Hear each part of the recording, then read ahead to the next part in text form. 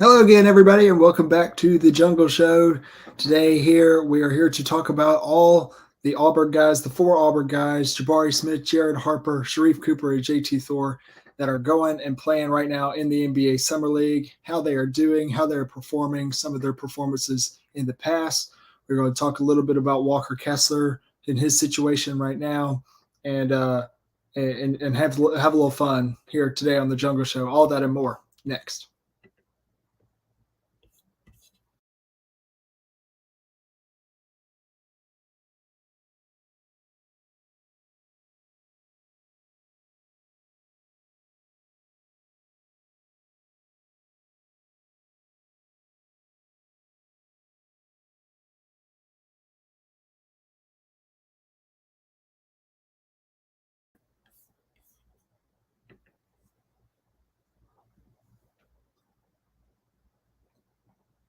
How's it going, everybody? We are back here for the Jungle Show here on Auburn Daily's YouTube channel, Facebook page, and Twitch live stream here every Friday at 6. We talk Auburn basketball 52 weeks out of the year, and today we're here to talk more about Auburn in the pros and the Auburn NBA Summer League. We're going to talk about the four guys that are playing, that are in the action, and some of their stats and performances from the past about week and a half. So a few show notes. There was no show last week. I was out with COVID. I was incredibly sick with COVID. It was the second time I've had it, and it hit me a lot harder this time than it did when I had it back in November of 2020. But back to health, back feeling much better, ready to talk about the Auburn guys and the pros. No Chris today. Dad, today is his actual birthday, so happy birthday to him.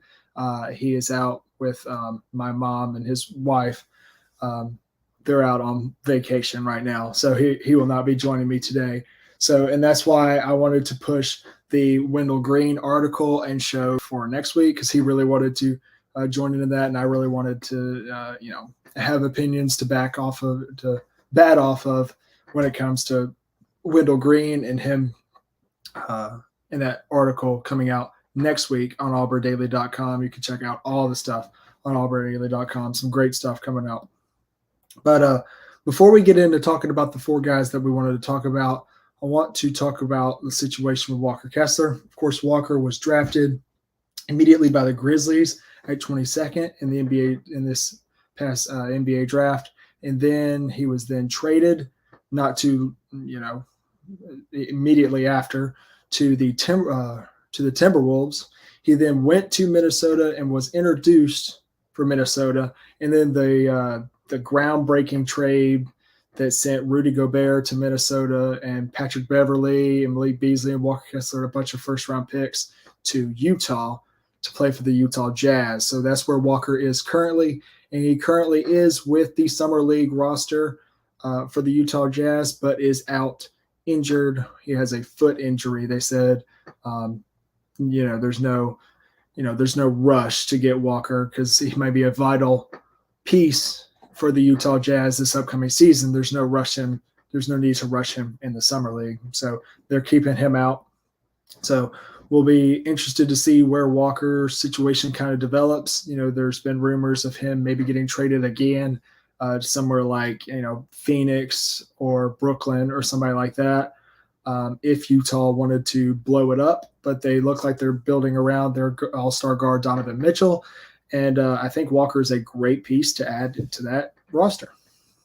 So let's talk about some of the guys that are playing. We got four NBA guys, four guys in the Summer League right now.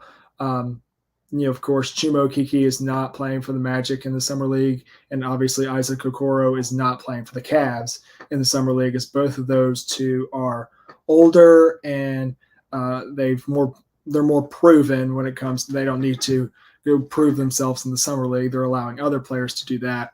They're already proven with the big club, so they want to, you don't see a lot of these already proven guys, playing in the Summer League, but you do see the top picks. And third overall pick, Jabari Smith, playing for the Rockets in the Summer League. A lot of controversy of him dropping, the Magic not picking him and the Thunder not picking him, them going with Banchero and then Holmgren. And I think that got in Jabari's head a little. I think that motivated him a little bit. And we're seeing that Jabari has played 4 games and he is averaging 15 points a game and 8.8 rebounds in the summer league. But he is only shooting 26% from 3 as he's had some games where he's struggled to get his shots to fall. Against the Magic, he went 1 of 4 from 3. Against the Thunder, he went 2 of 9 from 3. And against the Trailblazers, he went 0 of 5 from 3. Against the Spurs, he went 3 of 5. So that was a little better. But the last 2 games against the Spurs and the Trailblazers, 19 points in both of those games. So some really good scoring. And especially in the Trailblazers game, if you take out the 0 of 5 from 3, he went 7 of 8 from 2-point range. And that's really good from a guy that you expect, that Houston obviously expects to be an outside shooter. And my dad and I were talking about this because we watched Jabari in all 4 of these games. Excuse me. And it looks like Houston is trying to use him as a pick and pop type of guy, and they need to start using him how Bruce and how Auburn used him. And you just need to get him the ball in his favorite spots, and he can create his own basket. You don't need a guard to create his shot for him. He can create his own, especially at that elbow jumper or the short corner, the little fall away. Or when it comes to a transition 3, he can create those shots. They need to realize that they need to settle down. I think they need to learn how to use him better. But he's still playing great. 15 points a game, 8.8 rebounds. He's an incredible rebounder, 6'10", really long. He's playing fantastic defense. And against the Thunder, game where he went 2 of 9 from 3, game he kind of struggled offensively, even though he had 12 points and 9 rebounds. He had 4 steals and 3 blocks. And people were looking at that. It's like, okay, you add that and you have Tari Eason. You also have Ty Washington. The Rockets may have won this draft, even if Jabari's not playing, even if Jabari's not shooting as well, because Tari Eason is playing absolutely incredibly in the Summer League so far. And Ty Washington is as well from Kentucky. They really went and got those SEC guys, and especially defensively, Jabari and Tari Eason have shown to be a great defensive tandem. And once Jabari's shots start to fall, which they will, the law of averages says they will, and he's not shooting as efficiently as he did at Auburn. He shot 42% from 3 at Auburn. He's shooting 26% from 3 so far in his 4 games in the Summer League. He's got 1 game left to kind of figure it out, and then he's got this quick little turnaround, and then he's right in the big club. And I think they expect him to be that kind of guy, be that step into that role and shoot the ball fairly well from the outside when it comes to throwing him in the starting lineup with the Houston Rockets. So enough about Jabari. Next,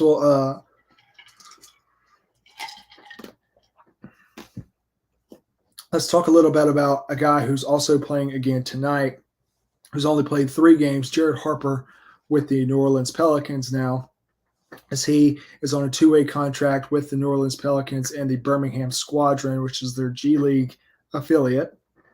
And he is playing out of his mind. Jared Harper is averaging 16.7 points per game, which is the most of all 4 of the Auburn guys. Also averaging 4.3 assists. Has had games where he's had 5 rebounds and 6 rebounds. Excuse me. But Jared is also getting to the free throw line very, very well. Look, Dustin said it. It's exactly right. He has proven time and time again summer league after summer league. In the G League, he's averaging 24 in the G League, and every time he comes up to play with the big guys and for the Pelicans, he's proving himself. I don't know if it is his size. I don't know if there's something else going on with the Pelicans. They do not see him as a top, as one of those point guards, and it's shocking to me. Jared is averaging a little over 11 free throws taken a game in these 3 games so far, shooting them at 74%, which is not as good as he shot at Auburn, but pressure, he's shooting a lot of the free throws. He's made, against the Trailblazers, he went 7 of 9. Against the Hawks, he went 9 of 12 from the free throw line. Against the Wizards, he went 10 of 14. So with Jared performing so well time and time again, and he's consistently performing at this rate, and him being on that 2-way contract, when does New Orleans finally decide to sign? Look, or anybody, because with him being on a 2-way contract, anybody in the league, it does not have to be the New Orleans Pelicans. Anybody in the league can go be like, okay, we could use him. Let's go sign him right now. Let's go negotiate a deal with him right now. Nobody's doing that. And a lot of people seem to think it's because of his size. And at his size, I mean, you're right, but you got to look at what he's doing. You got to look at what he's showing you. He belongs, just like Dustin said. He's proven time and time again that he belongs to the big club, averaging almost 17 points a game in the summer league in just 3 games. And again, he will play tonight at 10 against the Lakers at 10 Central Time. So he'll get a chance to perform again. But let's look at this. Let's look at this comment. So, this is a great comment from Dustin just now. His size hurts him on you're exactly right. Is it a defensive thing? Jared was always a really good defender at Auburn and has proven to be a good defender in the summer league and in the G League. Is it the defense? Is it he's very long. He's a very long guard. He's proven that he can hang with those taller guards. I don't understand either. The NBA has going to the bigger point guards. You see guys like Ben Simmons, you see guys like LaMelo Ball, who are all 6'8", 6'9". You see taller guards. And I think that is part of the reason that they've gone away from the shorter guards, because, again, there have been much shorter guards than Jared that have been successful in the NBA. And Jared's performing better than them. I think it is just the timing and, the worry of him not being able to guard the 6'8", the 6'9", the 6'10" point guards that are coming into the freaks that are coming into the NBA now. But he is playing great, as he will play again tonight. He's really not a liability on the defensive end. Again, yes, it is not his strength, but certainly he's better than a lot of players in the NBA. He was a great defender at Auburn. Him and Bryce were 2 of the better defenders we've seen at Auburn at the guard position in a while. You can't compare them to guys like Isaac Okoro, but you can defensively, of course. But you can compare them to guys like Javon McCormick or Sharif Cooper or Samir Dowdy. I think Jared's a top defender of those type of groups. It's just the way the NBA is going. It's going away from guys like Jared Harper, and it's frustrating, of course, because us Auburn guys really want to see more and more of a pipeline to the NBA. But It's just how it goes. But we'll talk about another guy who, excuse me, is in a little bit of a different situation. JT Thor with the Charlotte Hornets. He is on a contract with the Charlotte Hornets. He is not on a two-way with the Greensboro Swarm anymore. He was when he was drafted in the second round, but he is not anymore.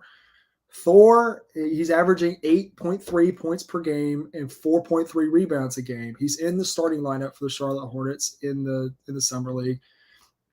I am a Hornets fan. I've been a Hornets fan for a long time. I was super excited when we drafted JT. Another case where I think JT is being used wrong.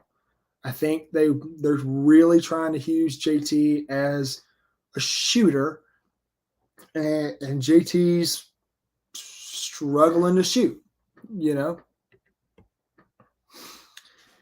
Absolutely. I love Dustin. Dustin, just like he said to me at A-Day, he did. He said exactly this. The NBA game has changed. It really has.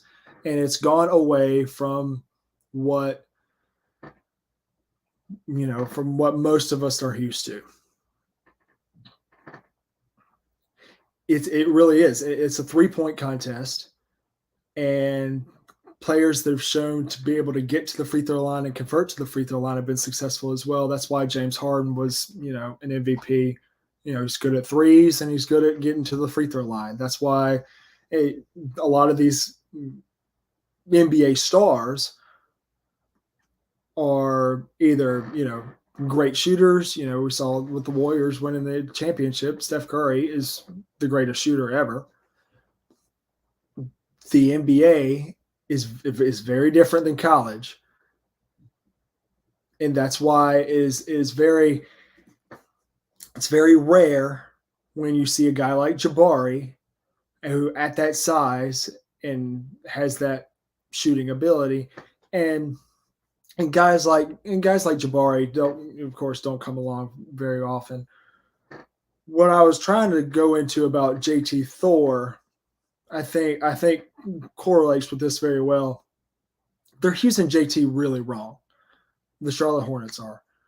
And of course, he's not playing a lot with, LaMelo Ball and Terry Rozier, Miles Bridges, and those guys with the big club. But when he's being used as they're trying to make him a guard, an outside shooter. And JT's strength, as we saw at Auburn, when he was at his best, is when he was attacking the rim. It's when he was playing defense. He's really long. That's part of the reason that he's so, valuable. But they're trying to make him a ball handling guard that shoots threes, and it's just not. It's not working well for JT. He had 5 turnovers in the first game against the Pacers where we lost. He did have probably the clutchest shot of the G League so far in sudden death overtime, the second overtime against the Lakers on July 10th. He hit the game-winning 3 from the corner. If you have not seen that, I encourage you to go look that up on YouTube. It's a great shot, and it's a cool thing to see an Auburn guy do that. But JT, he's 52% from the free throw line right now, which is very, very bad, very, very poor. He's not going to come up and play with the Charlotte Hornets shooting 52% from the free throw line. He's not shooting the ball at a very efficient clip. Against the Bulls, he went 3 of 9. Yeah. So, I think they're using him wrong. I think when he is used right, and there was a game this past year where he played for the Greensboro Swarm, he played the entire game, and he had 37 points and 17 rebounds. 10 of those rebounds were offensive, and 20 of those points were off of offensive rebound putbacks, and most of them were dunks. That's how he needs to be used. That's how he's valuable to the Hornets, and they're not using him the right way. So as we get out of those guys, let's go and this one's going to be a struggle for me because I love this guy so much, and he was such a what if at Auburn. But Sharif Cooper, he, how many games he played? I think he played 12 games at Auburn. Was all this, all that. He's averaging 5.5 points a game right now and 4.8 assists. He's shooting 20% from the field and 20% from three. Really, really struggling. In his first 3 games, they played 4 games. In his first 3 games, he had 7 points. If it weren't for his last game against the Spurs, where he scored 15 points last night, then his averages would be much lower. Against the Jazz in the first game, he went 1 for 6 and 0 for 4 from the 3-point line. Against the Pelicans, he had 0 points and he went 0 for 8. Against the Heat, he started to, I think he started to feel himself a little better. He had 4 points and 9 assists. He's starting to distribute a little more. That's what we saw from Sharife at Auburn. And against the Spurs, he had 15 points, but he went 4 for 15 from the field. You score 15 points off of 15 shots. You shoot 15 shots. I think you need to score a little more than 15 points. And a lot of that against the Spurs was from the free throw line anyway. So, yes, struggling a little bit. But all of those guys, again, have another chance to play. Of course, Jared is tonight at 10 o'clock against the Lakers. Tomorrow, the other 3 get a chance to play another game. Sharif plays with the Hawks against the Cavs at 2 p.m. Central Time. JT Thor plays against the Timberwolves at 4 p.m. Central Time. And Jabari and the Rockets play against the Kings at 8 p.m. Central Time. I think Dustin nailed it right here on the coffin here. I think Sharif, especially, I think if Sharif would have come back and played not only with guys like Jabari and Walker, but with guys like also in the backcourt with him, like KD Johnson, if you still get KD, you maybe don't go get Wendell if Cooper stays, but you may get somebody else. You may still get Zeb Jasper. I think Justin's exactly right here. I think he needed another year to not only develop and play under the Bruce Pearl and Auburn system that is so good for guards like Sharif Cooper and guys like with the talent of Sharif Cooper. It did, but it really did. It really hurt his development trying to immediately go to the league. And you remember he dropped so far down in the draft and people were like, why is Sharif Cooper dropping this far? Well, I don't think he's ready. And there wasn't enough film on him in college. And that's why the NBA didn't immediately pick him up. And the Hawks picked him up, late in the second round that year. He was even picked after JT Thor, not this past draft, but the year before. But especially since he's not playing with the big club right now. He's not backing up Trae Young. And you wish he was, but you don't want to see him not succeed. And Sharif has struggled in the G League, and he struggled in the Summer League so far this year. And you do hate to see it for him. You do think he needs another year. But yeah, again, batting off of what Dustin said just then, I think if he would have stayed and had NIL opportunity, man, can you imagine how much money he would have made and how much money he would have made Auburn that year or this past year with him and Jabari and Walker? Man, it truly is, just like I said earlier, the biggest what if when it comes to Auburn and Auburn guys in the NBA. I think if JT would have stayed, it would have been a completely different story with Jabari and Walker. I think that would have been kind of weird, especially considering, with Jalen coming off the bench. Justin's exactly right here as well. He played in the worst possible season, and that goes with JT Thor as well. I only played high school ball as well, but you don't know how much of an impact the Jungle and Neville Arena has until it was gone. And when it was gone for a year, that's when we were less than 500. And that's when we struggled. And we had a 5-star point guard. We had JT Thor. We had another guard whose name I cannot say due to legal reasons. Yeah. And you had talent. You had guys like Flanagan who were playing great. You had guys like Jalen Williams who were playing out of their mind. We've said, my dad and I have said that all year, Jalen was one of our best players that year. But it was just so much of a different situation that it is now. And I think Sharife would have benefited so much, as well as JT, to come back to Auburn, not have gone pro, but it would have been a completely different situation with Jabari and Walker and with like Wendell and Zepp and KD and guys like that. So, it really is about what ifs.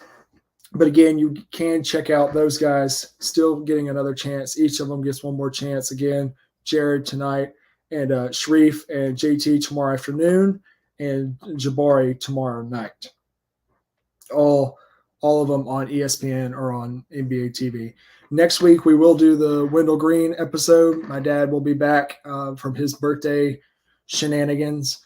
The article will be up before the episode. It will be the player preview breakdown series that I've been doing, that we've done for, Alan Flanagan, Dylan Carwell, Jalen Williams, Zeb Jasper, Katie Johnson, finally getting to do Wendell. And I'm super, super excited about not just talking about Wendell, but also writing about Wendell in the article. Super pumped for all that. That will be next week.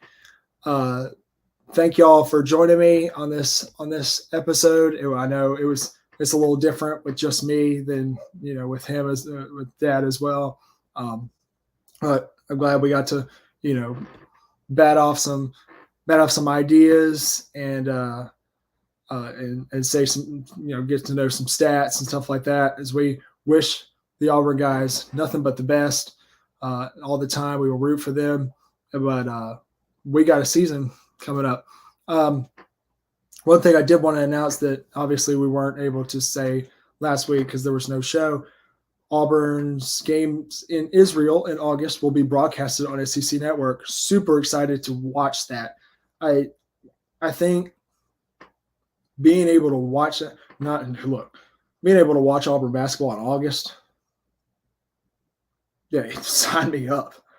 But being able to watch this team play at that time, especially with stuff that you're hearing about Chance Westry and Yohan Traore and guys like that, from all the stuff that you're hearing that they're exceeding expectations, and you're super excited to see them on TV being broadcasted, playing against real competition in Israel, and playing together for the first time. I think it'll be a fantastic opportunity. I think it's a great marketing and recruiting tool by Bruce, not only just to play in Israel, but to have it broadcasted as well during the heart of right before football season in football country. So it'll be super excited about this upcoming year. Super excited for next week for Wendell. Be on the lookout for that article at auburndaily.com.